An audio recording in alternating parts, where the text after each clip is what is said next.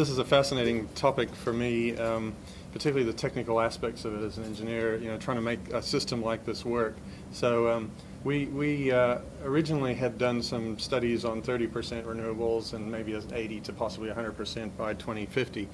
But we were commissioned by the Greens in 2012, December, to do a 100% renewable energy for the Southwest Interconnected Grid, electricity grid, by 2029. So, of course, this is a real challenge. It's something that we felt a little uncomfortable about, but it was a real good challenge to really make us think about how you get a reliable system.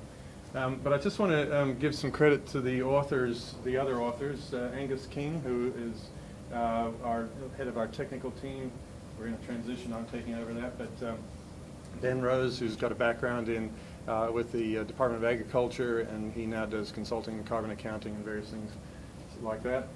Tim Barling was our prior chair, and then consulting on our technical committee is Craig Carter, who's ex-Verve Energy. He's got about 30 years of experience in the sustainable energy division of Verve, which unfortunately has just been disbanded. But anyway, so I'll just move right on here. As Ben said, we are a volunteer organization. We've been around since 2007, and we have a wide range of backgrounds, and our focus is really on the Southwest Interconnected Grid as something we can actually bite off, and focus on reasonably in a volunteer capacity. So just to summarize some of the basis, we do have when you look at the map of West Australia, or Australia in general, it's actually got some of the best resources in the world renewable-wise. So, if anybody's going to do it, we should. As I mentioned, this report was commissioned by the Greens. We acknowledge that 100% renewables is kind of a notional goal, because as you get closer to that 100%, it gets harder and harder, kind of the 80-20 rule. So we realize it may have diminishing returns and practical limits, but let's just work with it for now. It is we should consider this preliminary because we worked on fairly limited meteorological data, and the resources have not been, and the resources have not been fully independently verified. But it's a good exercise to lead us through.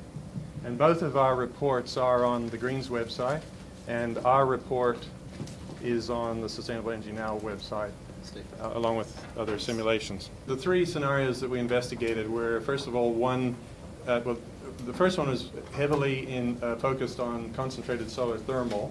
So we had a large number of the power stations using concentrated solar thermal with a storage in molten salt, and also we had a backup at each one of those stations with biomass.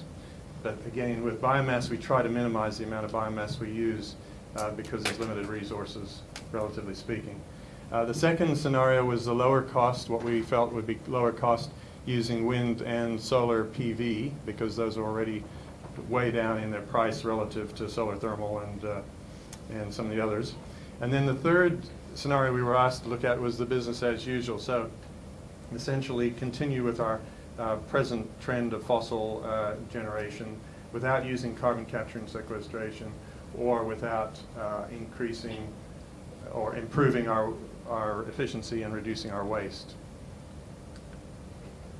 The other assumptions that are relevant to all of them, in other words, that we have no connection with the East Coast. There's no interconnecting line across the Nullarbor.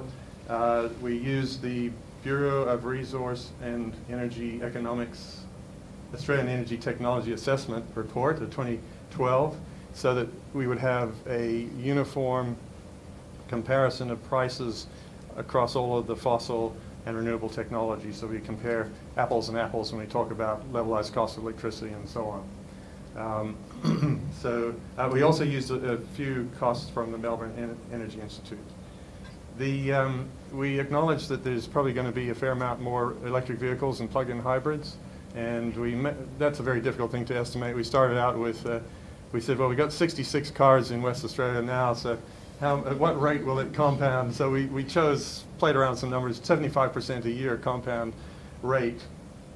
Sounds like a massive amount, and it is, but it still only gets you about 10% of the passenger fleet by 2029.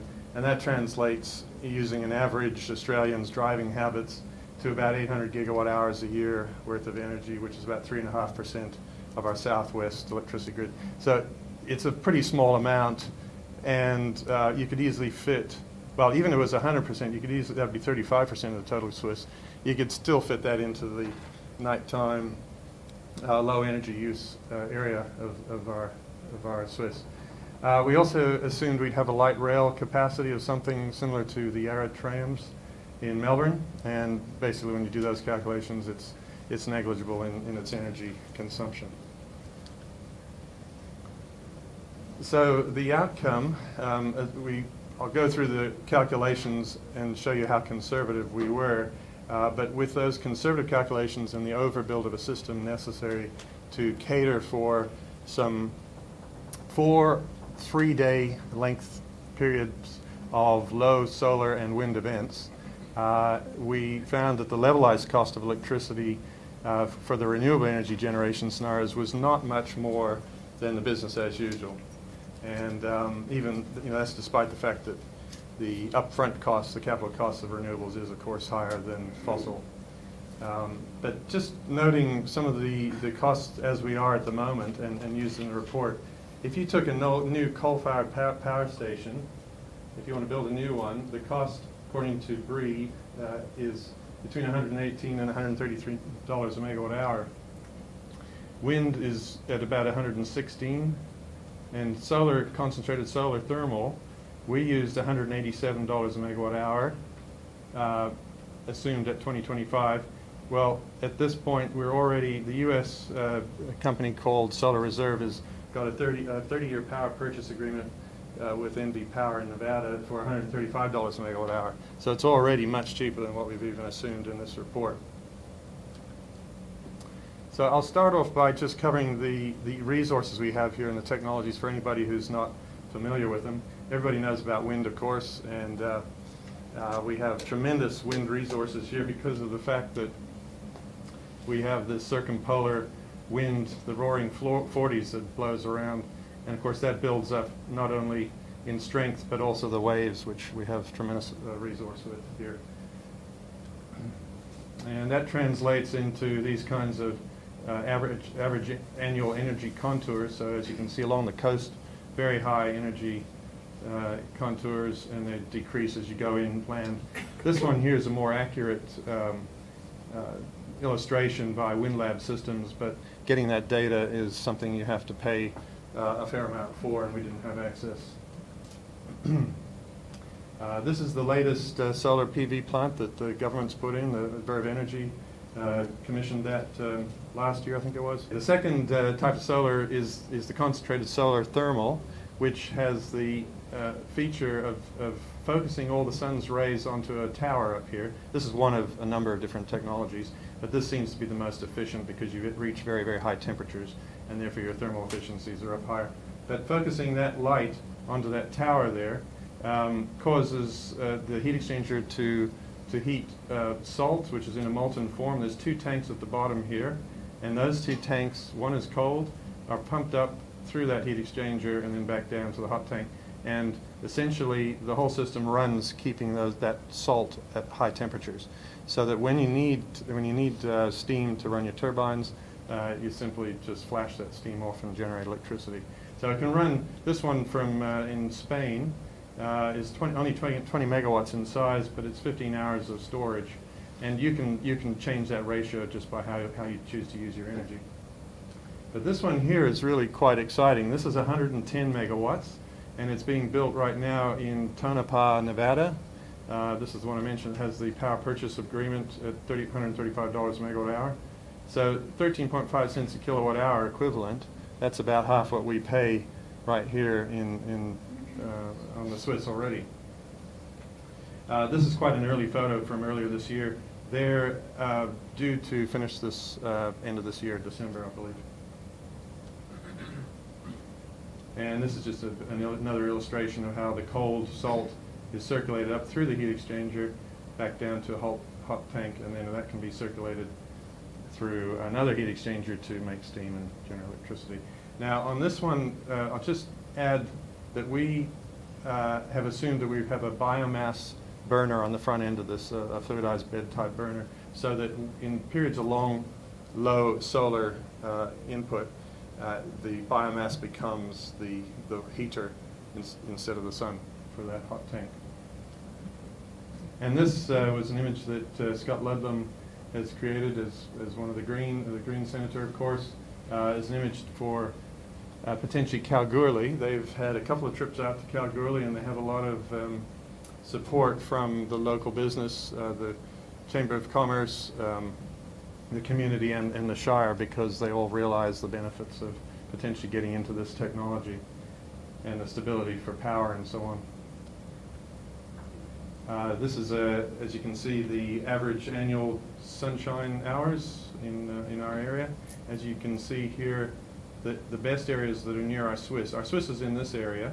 The best areas for solar, of course, is up in this area, and you'll see that's where we've chosen to put our plants, solar plants. Moving on to biomass, this is a photo of the Narrogin integrated wood processing plant that they, Variability, in conjunction with Oil Mallee Association, tested in the early 2000s. It uses oil mallees that are native to West Australia. Growing oil mallees have other advantages, such as helping with salinity issues, a little bit more biodiversity. There's windrows through the fields, which help with erosion and protection of livestock. But anyway, the way it works is that the wood is chipped, brought into this, it's gasified, and then it's burned burned essentially to give you steam and generate electricity, or you can gasify it and run it through a gas turbine. So the function of biomass, though, as I mentioned in our scenarios, is only as to use as little as possible because of the limited resources. When biomass is a less efficient conversion of solar energy to energy storage than say PV or solar thermal. So we use a small amount for grid stabilization near Perth. Perth is the load center, and so we would have a power station of about 500 megawatts. Now, some of our power stations out there could be retrofitted with a fluidized bed burner, as we understand from Craig. And they would run at an average of about half that amount of power. You ramp it up and down as you need to follow the demand. So that produces stable voltage and frequency. The backup for solar and wind in the low energy periods, in scenario one, as I mentioned, we have co-firing of the solar thermal plants with biomass. So those solar thermal plants that are out around the wheat belt and so on, we would use the rail lines, tier 3 and so on, to slowly move the biomass stock to where it needs to be through the year, so that the times it's needed it can just be used. Scenario 2 is co-firing of a fossil plant somewhere in the Perth metro area. And that uses it, that means it's concentrated near Perth. And in both these scenarios, we've assumed that we're only going to have about 10% electricity is being generated by the biomass, and the reason again is because of the limit of it. There's a typical picture taken of oil mallees in the Great Southern region. We figure about 10% of our electricity could come from there, and then we also have these additional sources such as the blue gum and pine plantations and the waste from cereal straw. We also have wave technology. As I said, we've got an awful lot of wave energy all the way from Carnarvon down and around to, Geraldton and down and around all the way to Cairns. And we also have our own homegrown Carnegie wave energy system here, which has subsurface buoys that are being proven out at the moment. They've got a contract off Garden Island to put in 5 megawatts. But those buoys move in an elliptical motion under the waves, and they pump high pressure water up to the shore where they can generate electricity, or at the same time they can siphon some of that off and use it to power desalination. And I'm sure you all know about, I believe the latest, there's an agreement with Water Corporation and Carnegie for some of that. And then there's these other technologies too. And again, just looking at the resources that Carnegie reckon are viable, all the way from up there around the whole southern coast and up to Cairns area. One of the things about wave energy is it's on a different time frame and time scale from wind. Wave energy is generated from long distances and travels more slowly. And typically when wind events come through, they're not necessarily in sync with the waves. There's a lagging and out of sync correspondence there. So looking at Carnegie's analysis of the waves off of, for example, Fremantle, they're saying that over at least 100% of the time, you have more than 1.5 meters of swell. And they reckon at that swell height, they can generate 20% of their energy. So they, depending on how you rate something, you can make it base load, continuous or not. So in our models here, we've assumed that 20% is the minimum that we'll get out of their systems. Geothermal is another thing that West Australia has some interesting resources in this area.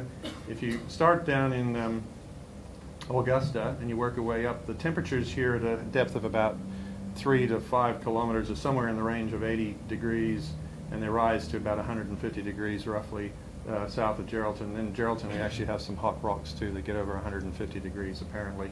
They're still doing a lot of exploring, so we don't know the resource very well yet. But it shows some promise, and for applications that need less than 120 degrees centigrade, we can use that kind of heat to displace the use of electricity or other fossil fuels. So in other words, you don't need to heat your house with gas. You can heat it with something that's 40 degrees or so. Same with industrial drying and industrial processes. So really anything that's over 120 degrees C is all that's really practical to use for electricity generation. And then this is now moving on to storage. This is one I'm sure there'll be some interesting comments on from the Water Corporation. Essentially, pumped hydro is where you have an upper basin or pond and a lower pond, and you run it just like a standard hydroelectricity system, but you can pump it back up when you've got excess energy available. And so you've got this ability to store significant amount of energy. And there's quite a few examples around the world. I think there's about 40 different pumped hydro stations around the world. This one up here is one I know well because I used to windsurf in it. I used to windsurf in the bottom lake there. And when I go there on weekends, some days it would be low and some days it would be high. And I couldn't figure out what was going on with this lake. Anyway, you can see the head race there, and they've got a pond up at the top. We've also got it here in Australia. This is Snowy Mountains, the Tuma 3 power station, Okinawa, Japan. That's what they call a sea cliff storage system, and that's kind of a cross section there. Typical. That's an Irish one. This one is probably a bit more relevant to what we might do in WA. This one's only about 110 meters of head, which is similar to what we have on some of our northern and southern coastlines, and also our metro reservoirs such as Wellington. This one has, it's a huge system. It's 4 kilometers long, and it has a output capability of almost 2 gigawatts. So it's huge. It shows it can be done. So as I mentioned, we've proposed in our renewable energy scenarios that we use one of the local Perth dams, probably Wellington. I think it has a volume of about 176 gigaliters or so. We would probably plan to use about 25 gigaliters of that, providing we have any water left with the rate that rainfall's going. But that with 100 meters ahead to a pond below, probably I think it was about 11 or 14 kilometers away, which is a fair distance. We would be able to store about 5 gigawatt hours worth of energy. And we typically want to make something, if it's 5 gigawatt hours worth of energy, we would put about a 500 megawatt power station on it so you can run it for 10 hours to get capacity credits and so on. We also have some interesting areas north of Geraldton and east of Albany where we could create a reservoir on the top of the ocean cliffs with about 100 meters ahead, and we could generate, we could put in 2,000 megawatt hours worth of generation in the combination of those areas. And these are, looking on Google, we found some areas.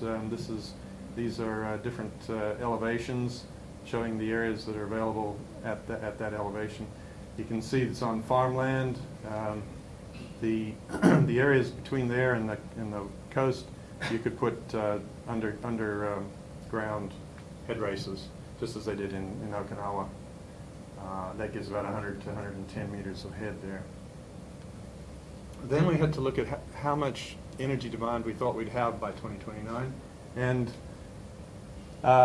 with the renewable energy scenarios, because of the fact that we're assuming we're going to get some efficiency gains, waste reduction, and so on, displacement by direct heating, such as solar thermal, hot water systems on our roofs. I mean, I think we only have about 10% of our roofs presently have solar hot water, which is ridiculous given our solar energy here. But if you assume all of that, we then assume a rate of growth of about 50% less than what the Strategic Energy Initiative of 2011-2012 assumed, which was 2.3% a year. For business as usual, we were asked to assume the standard rate of growth, which is 2.3% a year. So what that means is that our energy demand by 2029 would grow by 31% for the renewable scenarios and by 47% for the business as usual. Now, just note that these figures only affect the upfront cost of the infrastructure. It doesn't affect the levelized cost of electricity, which we'll get to later. And then those correspond to these energy number of gigawatt hours per year. So then we also had to look at what would be the typical energy profile in demand. And if you look at the continuous lines here, they represent the averages of each of the seasons. But if you look at the dotted lines, they represent the peak of all of the peak demands through that season.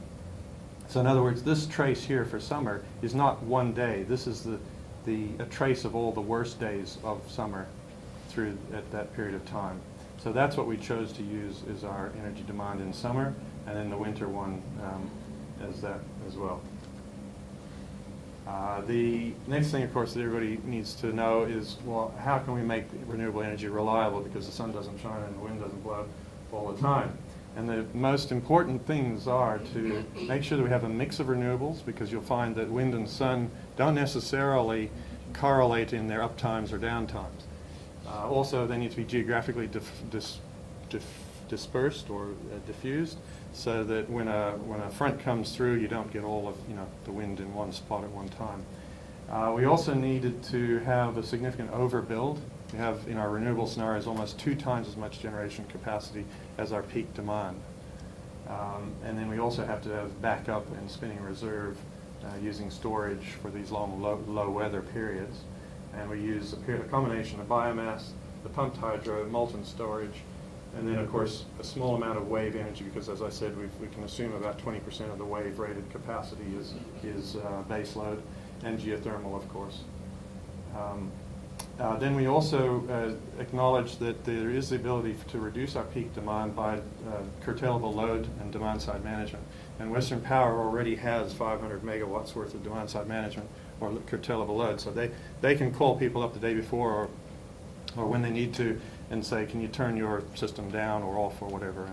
And so if you had a situation where you were running low on renewables for some reason, you could use that, and I'll show you an example shortly. So the first thing is looking at reducing the variability of wind. If you look at a daily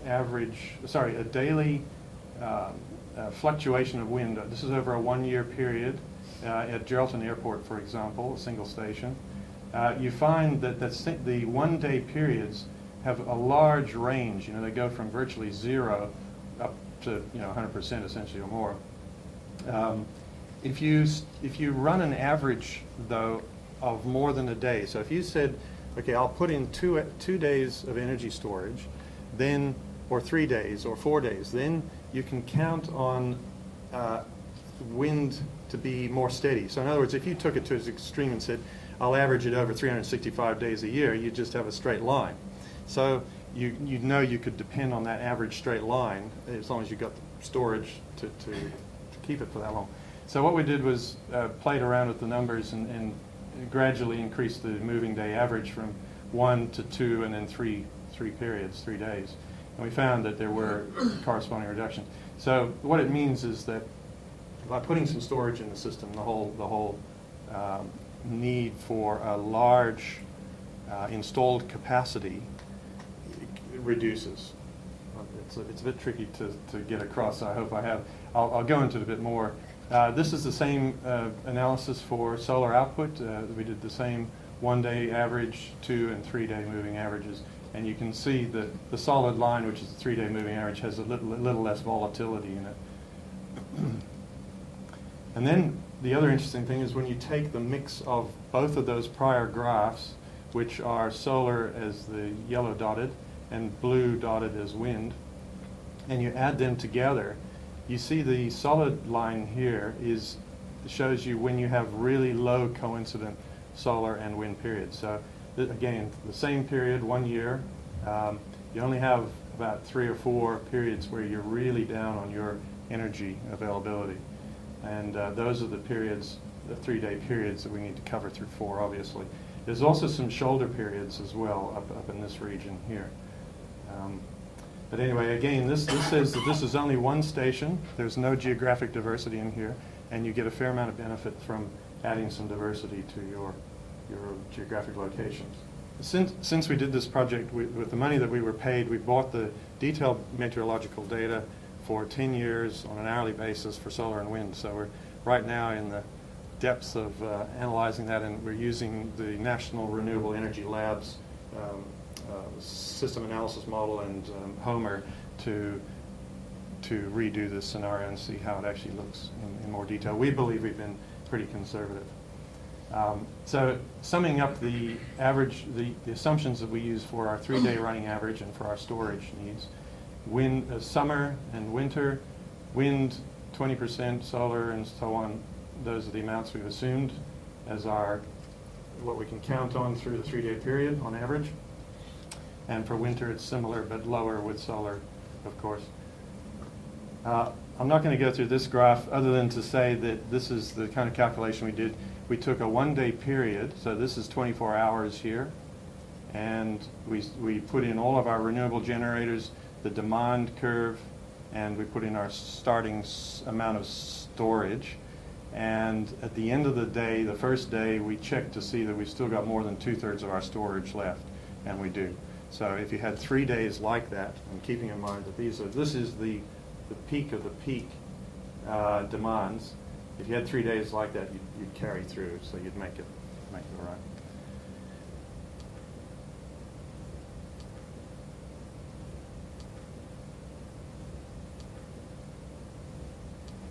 But the other thing we've got to be really careful about is that any time you could have an instantaneous low of solar and wind simultaneously. So this graph or table here illustrates how we checked that we had enough generation capacity for that situation. Scenario 1, which is our first renewable scenario, and 2, both for summer and winter, we looked at the amount of wind, solar, and so on generation we had available to us.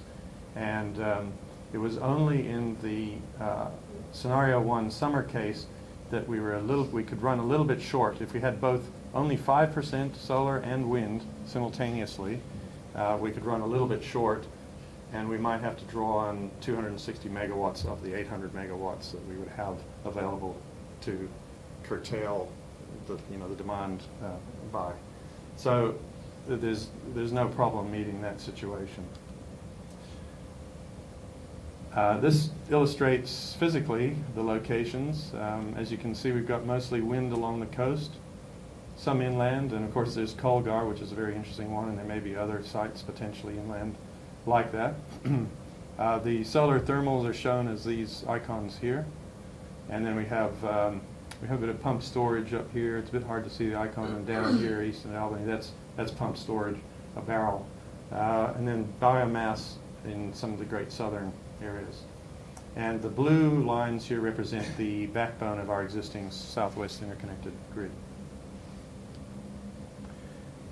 And of course, everybody would think you'd be covering the whole countryside with solar and wind and other renewable generators. But in fact, if you take the scale, the actual size of the wind farms and scale them down to match the map, that's roughly the dot that it would take up the land space. So although it's scattered around a lot, it's not large land areas. And in fact, it's not that much more than what we presently have at Collie when you can include the coal field and so on, all the other infrastructure. This graph is intended just to illustrate scenarios 1 and 2, the renewables, and the third, sorry, that should be a 3, the business as usual case. And you can see that in the renewables cases, we have a peak demand of around there. We've got about twice as much capacity generation-wise as we actually need. Whereas with the business as usual, the fossil, we have about that much demand. We only have a relatively small amount of excess capacity needed because it's it's available when you need it. And I won't go too far into this. The amount of wind and various renewables that we've chosen in each of the scenarios has been calculated out using capital costs and levelized cost of electricity, and then ratioed according to capacity factors to produce a levelized cost of electricity here. And the total of that amount, including pumped hydro, is $221 a megawatt hour. For scenario 2, it's $208 a megawatt hour. And for the business as usual, it's 203. So there's not a lot. This is all available on our website and on the report. So if anybody wants to digest it or if you've got questions, want to go through it, I'm quite happy to do that. This is what our existing Southwest grid looks like. It's a very spindly system. It's spread out a lot. And this would be our transmission scenario upgrades to meet the needs of our renewable energy scenarios 1 and 2 renewables. So we use basically the same runs as existing, but we beef them up so that we have major augmentations of the existing 330 kilovolt backbone. We also have double circuit 330 kilovolt lines, and that allows us to cover for a solar thermal plant that might go down. You've got duplicate lines, so if one line went down, you wouldn't lose that whole solar thermal plant out there. So it's critical that you keep those all running. This is the calculation we did to come up with the cost, and it was about $14 billion for transmission. Scenario 3, which is business as usual, didn't need so much upgrade, and it came out at a cost of about 3.7 billion. So just summing it all up cost-wise, if you look purely at the levelized cost of electricity, that's the generation cost. Scenario 1 was $220.21 a megawatt hour, 208 for scenario 2, and 203 for scenario 3. The capital costs, as you can see, are much higher for renewables than for the business as usual. But as I mentioned, you don't have the fuel costs and some of those other costs. So essentially the rule of thumb is that with renewables you have 80% of the cost up front, 20% running costs through the life of the project, and vice versa typically with a fossil plant. And that's from the head of Western Power a while back. He made that comment. And it's true. The other thing is that capital cost of storage, in this case of the renewables, for pumped hydro was $1.3 billion in scenario 1, $5 billion in scenario 2, because we have more wind and less solar thermal. We needed a bigger storage there. Scenario 3, we haven't costed in a gas supply to provide our generators in Collie with additional gas that would be needed or other fuel. So that's something that would have to be added in considering a comparison. The transmission costs for both the scenarios 1 and 2 renewables about $14 billion and about 3.7 for scenario 3. And then of course the next question is, well, that's fine, but we've got to put in a huge amount of generation in that period of time. Can we do it? And if you just do a really simple calculation, as we did here, to reach scenario 2, to put in 3 gigawatts worth of wind 3 gigawatts solar PV, and so on down here. If you assume an average, a linear rate of implementation, which would probably not be true because you start off a bit slow and it'll exponentially grow, you'll find that it's about 180 megawatts a year, for example, in wind. And we just put in a Colgar wind power, wind farm went in, that was about 205 megawatts or something, and that went in just over a year, I believe. So it's not, these rates are not unachievable. You'll also note that we've put in relatively small amounts of wave energy and geothermal because we're not quite sure how that technology is going to go. It's still fairly early days in our situation here in West Australia. So just to sum it up, we do have technology and plenty of resources. Our costs are competing, and so we really feel it's time to get on with going with renewables in a big way. If you'd like to be involved with us, we have monthly meetings where Monday nights, one night a month, where we have speakers on renewable energy and other enabling and associated technologies, and it's free and it's friendly and it's very interesting. So if you'd like to come to those, please feel free to do so, and you can keep up with it on our website here. We put a notice. There's one coming up in a couple of weeks. Anyway, thank you.